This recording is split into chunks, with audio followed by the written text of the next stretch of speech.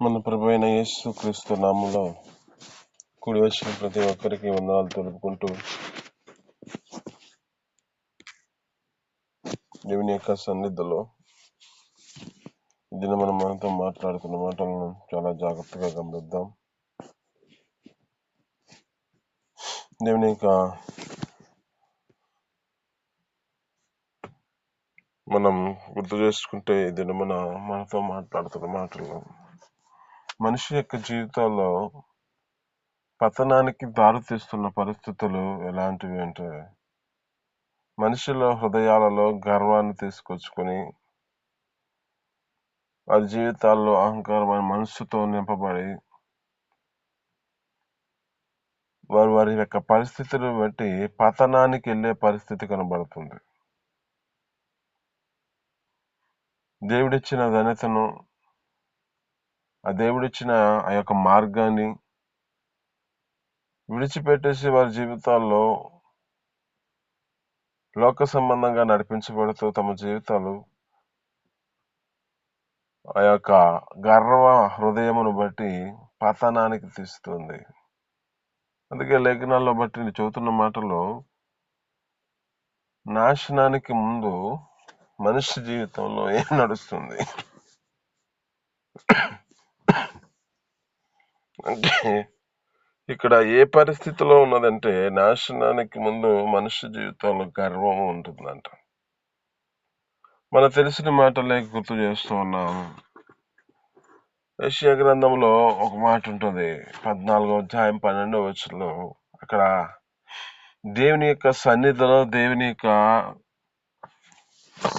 ఆ యొక్క ప్రాంతములో పరిశుద్ధుడు పరిశుద్ధుడు పరిశుద్ధుడు అని ప్రతిగానం చేస్తున్న ప్రదేశంలో ఒక దూత తన జీవితంలో గర్వించింది. తన యొక్క మనసులో ఏమనుకుంటుంది అంటే, నేను దేవునితో సమానముగా ఉండాలనుకుంటూ తన యొక్క సింహాసనాన్ని ఆయనకి పైగా హెచ్చించునని అనుకుంటుంది. తన మనసులో అనుకుంటుంది. తన యొక్క హృదయ గర్వం బట్టి, ఎప్పుడైతే తన మనసులో అనుకుంటున్న దాన్ని బట్టి, ఆ మనసులో ఉన్న దాన్ని బట్టి, ఈ యొక్క పరిస్థితిని బట్టి భూమిలోకి త్రోయబడిన పరిస్థితి. ఇదనము నీతో మాట్లాడుతున్న మాటలు ఏమిటంటే, గర్వ హృదయము కలిగి మనిషి ఏం తెచ్చుకుంటున్నాడంటే, తన యొక్క స్థితిని బట్టి ఉన్నదాన్ని పోగొట్టుకుంటున్నాడు, లేని దానిని తీసుకొచ్చుకుంటున్నాడు. ఉన్న ఆశీర్వాదాన్ని విడిచిపెట్టుకుంటున్నాడు, లేని దానిని నాశనకరమైన స్థితిలోనికి దానిని తీసుకొచ్చుకునే పరిస్థితి కనబడుతుంది. మనకు తెలిసిన మాటల్లో యెషయా గ్రంథం 38వ అధ్యాయంలో అక్కడ ఒక వ్యక్తి కనబడుతూ ఉన్నాడు. ఆ వ్యక్తి హిజ్కియా. ఏం చేశాడు? హిజ్కియా తన మరణకరమైన పరిస్థితిలోకి వెళ్ళాడు. ఎందుకు? హృదయ గర్వమును బట్టి, తన మనసులోకి తన యొక్క స్థితిని బట్టి గర్వించిన వాడిని కనబడుతున్నాడు.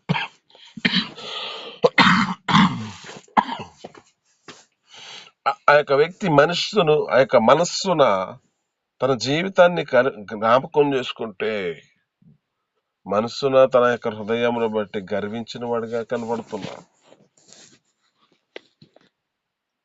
ఇతని యొక్క జీవితంలో జ్ఞాపకం చేసుకుంటే ప్రజలందరినీ కాపాడుతున్న వాడిగా కనపడుతున్న ఈ పరిస్థితిని బట్టి, తన హృదయం ఎప్పుడైతే హృదయం గర్వించినదై తన యొక్క మనసు అంతా తనిచ్చిన ఆశీర్వాదాన్ని పోగొట్టుకుంటూ తన మార్గాన్ని తన యొక్క ఇష్టానుసారంగా నడుచుకుంటున్నాడు, చెడు మార్గంలో నడుచుకుంటున్నాడు. లేఖనాలు బట్టి చూస్తున్న మాటల్లో జ్ఞాపకం చేసుకుంటే, ఎక్కువ పర్సెంట్ ఏ వ్యక్తి గురించి తెలియజేస్తున్నా దావీదు వలే అనే మాట వస్తుంది. దావీదు వలే వీరు యథార్థ హృదయులై నడిపించలేదు, దావీదు వలే వీరు మంచి మార్గంలో నడిపించబడలేదు అని చెబుతూ ఉంటది. అంటే దావీదు తన జీవితంలో జ్ఞాపకం చేసుకుంటే, దేవుని సన్నిధిలో తన జీవితాన్ని తను తగ్గించుకుంటూ ఉన్నాడు. తన యొక్క హృదయములో పరిస్థితిని బట్టి ఒకసారి పాపం చేసిన తన యొక్క మార్గాన్ని సరిచేసుకుంటూ దేవుని యొక్క ఎదుట తన యొక్క స్థితిని జ్ఞాపకం చేసుకుంటూ ఉన్నాడు. ఎప్పుడు తన యొక్క హృదయంలో హృదయ గౌరవంపు చేత తను నడిపించబడిన పరిస్థితి ఎక్కడా కనపడలేదు. అయితే ఇక్కడ జ్ఞాపకం చేసుకుంటే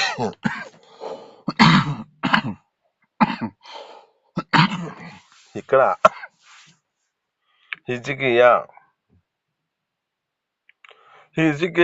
యొక్క తన జీవితంలో జ్ఞాపకం చేసుకుంటే హృదయములో గర్వించిన దాన్ని బట్టి తను నడిపించి తన యొక్క మార్గంలో తనకు దేవుడిచ్చిన మార్గమును విడిచిపెట్టేసి తన స్వనాతిని ఆదానం చేసుకుంటూ తన యొక్క సొంత ఆలోచనతో నడిపించబడి గర్వ హృదయం కలిగిన వాడిగా మార్చబడ్డాడు.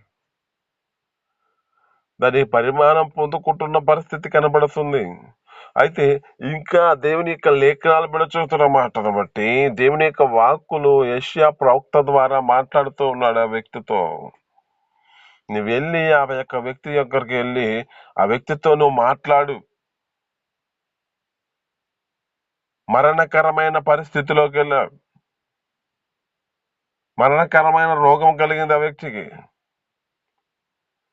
ఇక నువ్వు చస్తావు, నీ ఇంటిని చక్కబెట్టుకో అని చెప్పమంటున్నాడు దేవుని యొక్క వాక్కులు ఈ యొక్క యెషయా ద్వారా ఈ యొక్క హిజ్కియాకి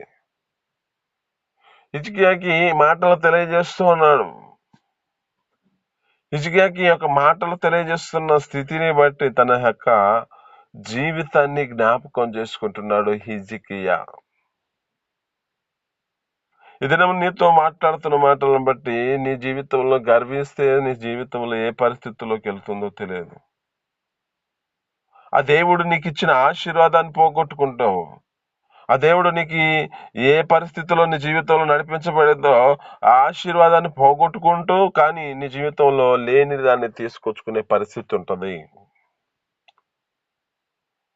మనకు తెలిసిన రాజు సౌలు గారి యొక్క జీవితంలో జ్ఞాపకం చేసుకుంటే దేవుడు ఒక ప్రణాళిక చేత ఎన్నిక లేని వారిగా ఉన్న తన యొక్క జీవితాన్ని తన యొక్క స్థితిని బట్టి ఒక అల్పమైన గోత్రములోంచి ఏర్పరచబడిన వాడిగా కనపడుతూ ఉన్నాడు. సౌలు గారు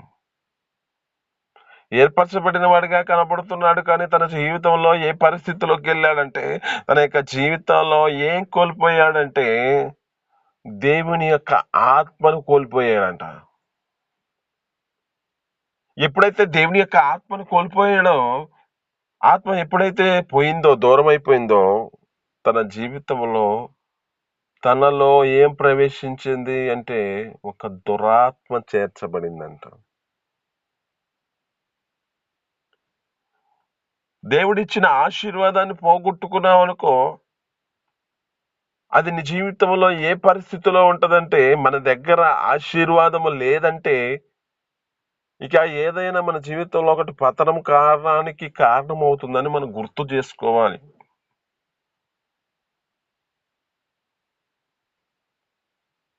సౌలు గారి యొక్క జీవితంలో దేవుని యొక్క ఆత్మ చేత నడిపించబడిన వాడై, దేవుని యొక్క సన్నిధిలో పరిశుద్ధాత్మ చేత నింపబడిన వాడై, ఆ బలమును పొందుకున్నవాడు ఏం చేశాడంటే ప్రవక్తలలో ఉన్నాడని సామెత పుట్టిందంట. అక్కడ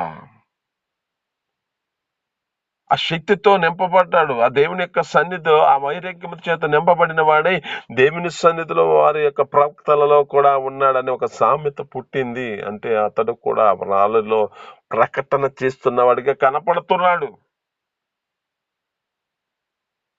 కానీ ఇతని యొక్క జీవితంలో ఏ పరిస్థితిలోకి వెళ్ళిపోయాడంటే దేవుని యొక్క ఆత్మ పోలిపోయింది. తన జీవితంలో ఒక దురాత్మ చేర్చబడింది. చెయ్యకూడని వాటిని చేస్తున్నాడు ఈ వ్యక్తి.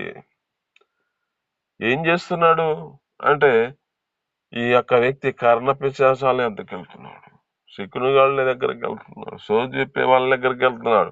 ఈ పరిస్థితి ఎందుకు తీసుకొచ్చుకున్నాడు అంటే తన మనస్సులో తన జీవితంలో ఏదో పరిస్థితి గర్వం హృదయంతో నడిపించబడే దేవుడు చెప్పిన మార్గాన్ని విడిచిపెట్టేసుకున్నాడు. దేవుడు ఇచ్చిన ఆశీర్వాదాన్ని విడిచిపెట్టుకున్నాడు. తన జీవితంలో ఏ పరిస్థితిలోకి వెళ్ళిందంటే ఇక తన జీవితంలో ప్రాణాపాయ స్థితిలోకి వెళ్తున్నాడు. ఇతన్ని జ్ఞాపకం చేసుకుంటే ఇతన్ని ఎవరు చంపలేదండి. అతడే పొడుచుకొని చనిపోయాడు. ఇతని పరిస్థితిని జ్ఞాపకం చేసుకుంటే ఇతని జీవితంలో అనేకమైన లోపాలు కనపడుతున్న పరిస్థితి. ఎందుకు అంటే ఇతడు మనస్సులో గర్వించి తన యొక్క హృదయంలో తోటి సహోదరుని ప్రేమించలేని పరిస్థితిలో నడిపించబడుతున్న వ్యక్తిగా కనబడుతున్నాడు. ఈ దినము నీతో మాట్లాడుతున్న మాటలు బట్టి, ఒకటి, అపవాది తన జీవితంలో హృదయంలో గర్వించిన దానిని బట్టి తన యొక్క సింహాసనమందు ఆయనను శుద్ధిస్తూ ఉన్న ఆ యొక్క అధికారమును, ఆ యొక్క సన్నిధిలో ఉన్న ఆశీర్వాదాన్ని విడిచిపెట్టుకుని భూమి మీదకి త్రోయబడిన పరిస్థితి కనబడుతుంది. 2, తన యొక్క జీవితంలో జ్ఞాపకం చేసుకుంటే అనేక మంది ప్రజలకు ఆశీర్వదకరమైన వాడిగా, నడిపించబడుతున్న వాడిగా ఉన్న తన జీవితంలో ఎప్పుడైతే మనసులో గర్వించిన దానిని బట్టి మరణకరమైన పరిస్థితిలోకి వెళ్ళిపోయాడు. దేవుని సన్నిధిలో వేడుకుంటున్నాడు, అసలు దేవుని సన్నిధిలో ప్రార్థన చేస్తున్నాడు. అయ్యా, నీ సన్నిధిలో నేను ఎలా నడుచుకున్నానో గుర్తు చేసుకోయ్యా, జ్ఞాపకం చేసుకోయ్యా అని దేవుని సన్నిధిలో వెంబడిస్తున్న వాడు ఎప్పుడైతే తన మార్గాన్ని సరి చేసుకుంటూ నడిపించబడ్డాడు, దేవుడు అతనికి ఒక 15 సంవత్సరాల ఆయుష్నిచ్చాడు. అక్కడ అంటాడు, నిన్నును ఆ యొక్క వారి యొక్క స్థితిని బట్టి అక్కడున్న పట్టణమును, ఆ ప్రాంత ప్రజలందరినీ నేను కాపాడుతాను, ఆషూరు చేతిలోనికి పడకుండా. ఎందుకని ఈ విధమైన కాపాడబడటానికి కారణమైందంటే, తనలో ఉన్న గర్వాన్ని హృదయంలో తొలగించుకొని దేవుని ఎదుట మోకరించి తన జీవితాన్ని దేవునికి అప్పగించుకున్నాడు. అంతకే తన జీవితము దేవుడు తన ఆయుష్ని పొడిగించాడు, తనకున్న ఆ ప్రాంత ప్రజలని కాపాడాడు. అతని జీవితంలో రావాల్సిన స్వస్థతను కూడా దేవుడు అనుగ్రహించాడు. ఇక్కడ అంటున్నాడు, నీవు కన్నీరు విడిచుట నేను చూసి నీ ప్రార్థన నేను అంగీకరించుతున్నాను. ఎంతో సమయం పట్టలేదండి, సమాధానము దేవుడు ఎమ్మనే ఇచ్చాడు. అక్కడ జ్ఞాపకం చేసుకుంటే ఇప్పుడు మన ఎదుట ఆ యొక్క వ్యక్తి ఏ విధంగా ఏషియా ప్రవక్త వచ్చి చెప్పి మాట వెళ్తూ ఉన్నాడు.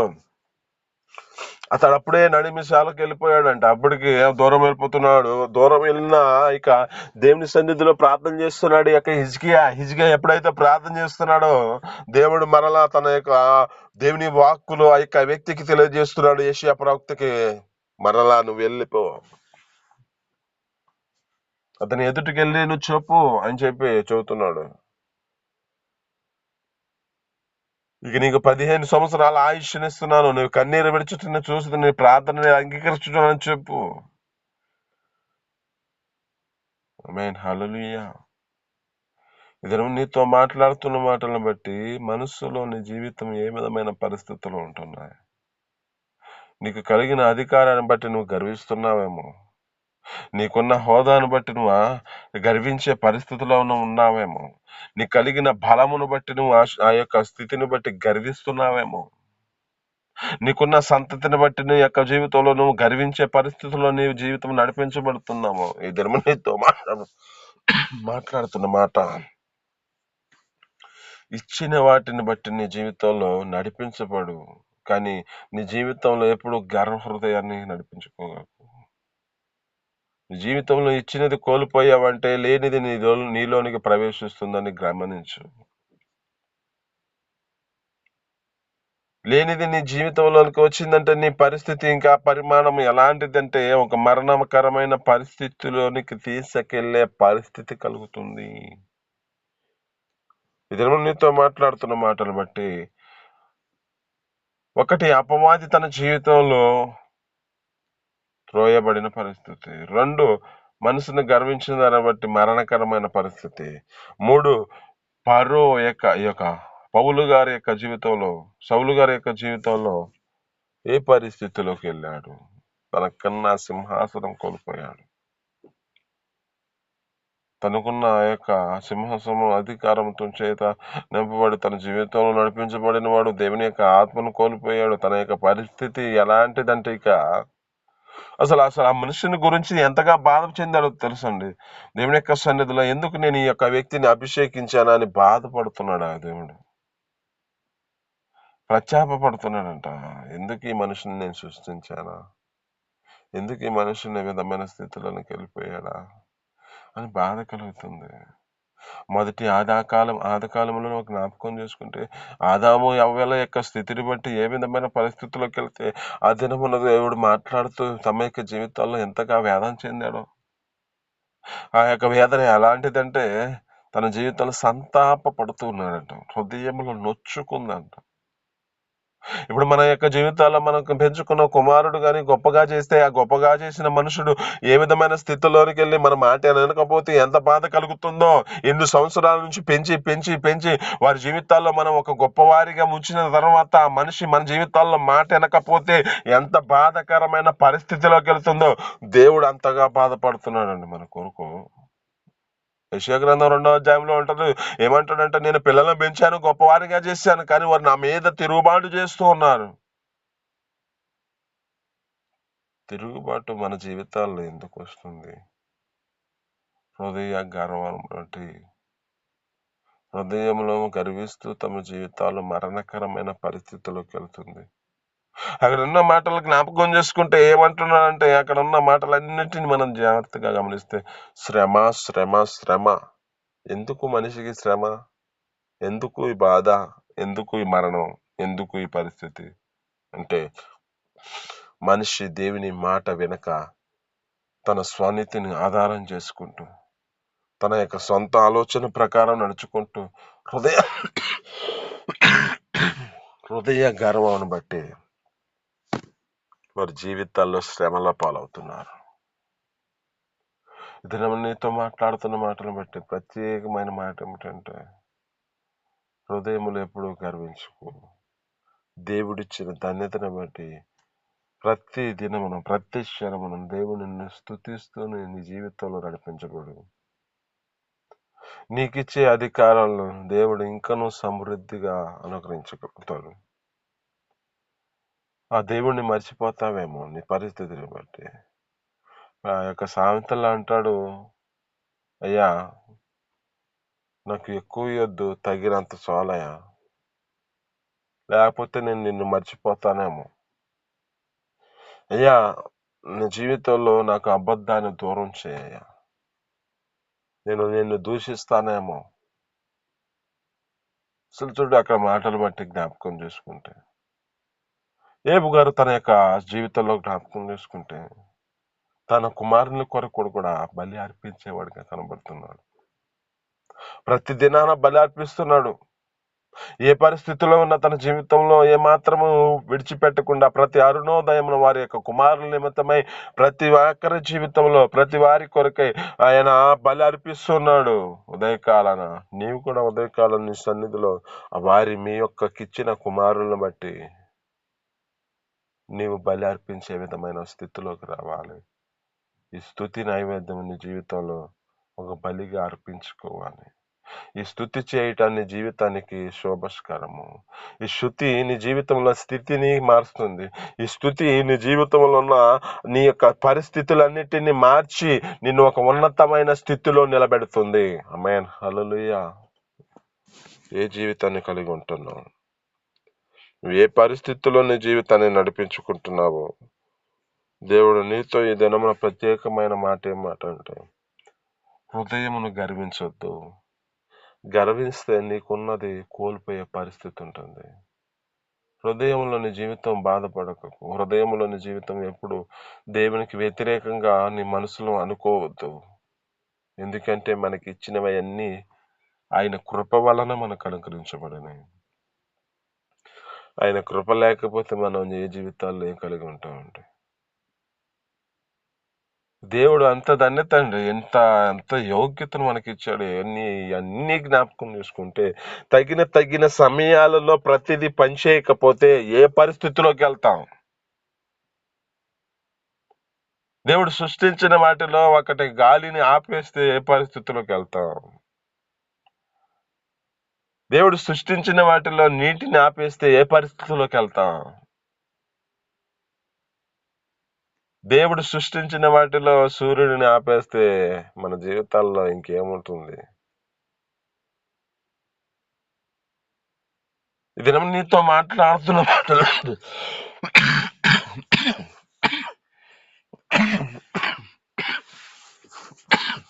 వాటి క్రమ ప్రకారం అవి నడిపించబడుతున్నాయి. వాటి యొక్క కావలసిన సమయాలన్నిటినీ అవి నడిపించబడుతూ వస్తున్నాయి. అవి గాని ఆగిపోతే పరిస్థితులు ఎలా అయిపోతాయి అంటే మనుష్య జీవితంలో ప్రాణాలు కోల్పోయే పరిస్థితులు కనబడతాయి. దినము నీతో మాట్లాడుతున్న మాటను బట్టి ఈ యొక్క దేవుని యొక్క పరిశుద్ధులు వారి జీవితాల్లో పాడిన పాటలో ఏ మాట అంతర్యం ఉన్నదో జ్ఞాపకం చేసుకుంటే, వేలాది నదులన్నీ ఆయన్ను స్తుతించే విధంగా మార్చబడుతున్నాయంట. ఆయన గణపరిచే విధంగా సృష్టి ఆ పరిస్థితిలో నడిపించబడితే, మరి మన జీవితాలలో మరి ఆయనను స్తుతించుట, ఆయన సన్నిధిలో నడిపించబడిన ఆయనను మర్చిపోతే ఏ పరిస్థితులు స్తుతించడం మర్చిపోతే, దినం నీతో మాట్లాడుతున్న మాటలను బట్టి స్తుతి ఎక్కడికి వెళ్ళదండి. ఈ స్తుతి ద్వారా నీ కుటుంబంలో ఏ పరిస్థితులన్నిటినీ మార్చగలిగినది ఆయన లిఖితం చేసుకుంటా. నువ్వు చేసే ప్రతి కన్నీటి ప్రార్థన కానీ ఆయన ఒక బుడ్డిలో దాచిపెట్టుకుంటూ ఉన్నాడు. నువ్వు చేసే ప్రతి ప్రార్థన ఎప్పుడు ఏ పరిస్థితుల్లో నీ జీవితంలో ఏదో ఒక సమయాన్ని దాన్ని తీసుకొచ్చి నీకు ఆ ఆశీర్వాదాన్ని చూపించే వెళ్తాడు. కాబట్టి మనం ఏం చేస్తూ ఉంటామంటే వాటిని కొరకు మన జీవితాలలో నిరీక్షణ కోల్పోయే పరిస్థితులు ఉంటాయి. దేవుని సన్నిధిలో వాటి కోసం వేచి చూసే పరిస్థితులు ఉండవు. నేను నీతో మాట్లాడుతున్న మాటలను బట్టి నీకు ఇచ్చిన ఆశీర్వాదాలను పోగొట్టుకోవద్దు. నీ హృదయ గర్వాన్ని బట్టి ఆశీర్వాదం పోగొట్టుకున్నావంటే శాపగ్రస్తం అనేది ఒకటి నీలో ప్రవేశించేది పరిస్థితి ఉంటుంది. దీని మాట్లాడుతున్న మాటను బట్టి ఈ మాటలు మీ వినికిడిలో దీవించి ఫలించును గాక. చిన్ని ప్రార్థన. పరిశుద్ధుడ జీవాధిపతి ఆశ్చర్యకరుడ మహోన్నతుడు